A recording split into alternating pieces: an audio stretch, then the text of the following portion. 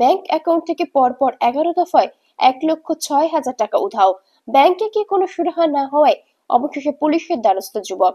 নদিয়ার শান্তিপুর থানার বেলঘরিয়া 2 নম্বর গ্রাম পঞ্চায়েতের বাসিন্দা অরিজিৎ দাস, পেশায় তাঁতশিল্পী। দীর্ঘদিন পরিশ্রম করে অল্প অল্প করে ব্যাংকে টাকা জমিয়েছিল সে। আজ সকালে পারিবারিক আর্থিক কারণে একটি এটিএম এ টাকা তুলতে যায়।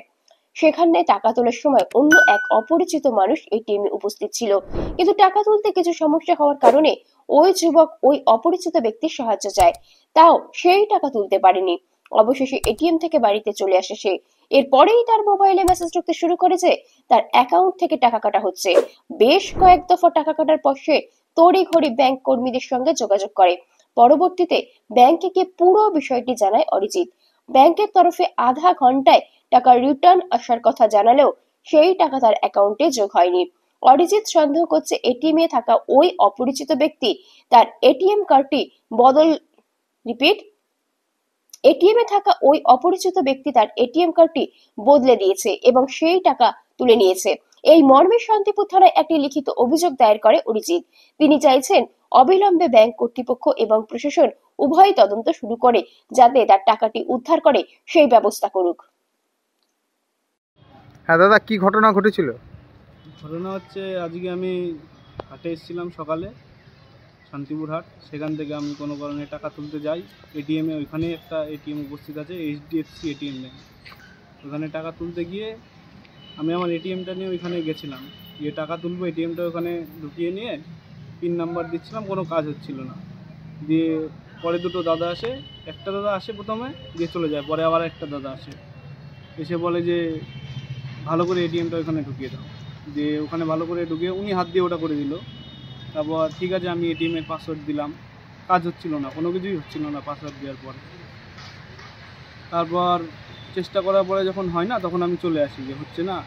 তার মোটামুটি 20 থেকে 25 মিনিট পর আমি দেখি আমার অ্যাকাউন্ট থেকে 10 করে 10 বার 1 লাখ টাকা তোলা হয়েছে, 10 বার টাকা উঠে যায়। আমি তখনই ওই এটিএমে যাই নিচে নেমে, যখন আমার এসএমএস আসে, গিয়ে দেখি যে কোনো লোকজন নেই, ওই এটিএম থেকে টাকা উঠছে না, কোনো কিছুই হচ্ছে না।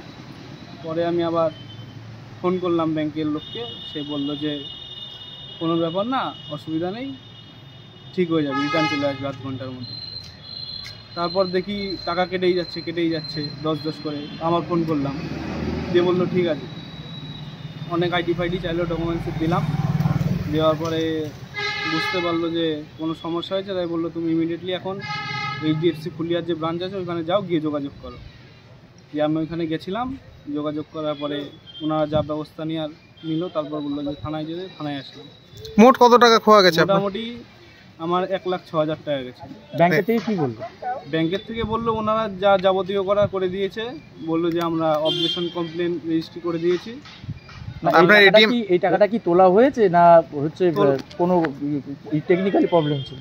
না না, এটা তোলা হয়েছে টাকা। মানে মনে করছেন যে প্রতারিত হয়েছে? আমার হচ্ছে এক্সচেঞ্জ করে দিয়েছি। যখন আমি উনি হাত দিয়ে যখন কার্ডটা ভেতর দিল, তখনই মনে হয় কিছু একটা করেছে। আপনি কি বলতেন যে এটা ব্যাংক জালিয়াতি? হ্যাঁ অবশ্যই। টাকা কি ফেরত পাবেন কি আশ্বাস দিয়েছে ব্যাংক কর্তৃপক্ষ? সেটা তো বলেনি। মানে এটিএম এ যিনি ছিলেন তিনি ব্যাংকেরই কর্মী ছিলেন? না না না না না, পরে এমনি নর্মাল লোক ছিল, আমাদের মতো সাধারণ পাবলিক ছিল। তিনি টাকাটা নিতে পারেন বলে মনে হচ্ছে? হ্যাঁ, আমার তাই মনে হচ্ছে, কারণ ওই দুজনে যাওয়ার পরে কিছুক্ষণ পর থেকে আমার এটিএম এ সিসিটিভি ফুটেজ আছে ব্যাংকে? হ্যাঁ অবশ্যই আছে। না, ওটা দেখিনি, এখন ওটা দেখতে হবে। পুলিশ কি জানাবে? পুলিশ জানালো যে ওনাদের যা করার কমপ্লেন রেজিস্ট্রি করে কল্যাণী না কোথায় আছে বললো, কমপ্লেন অফিসে পাঠিয়ে দেবে।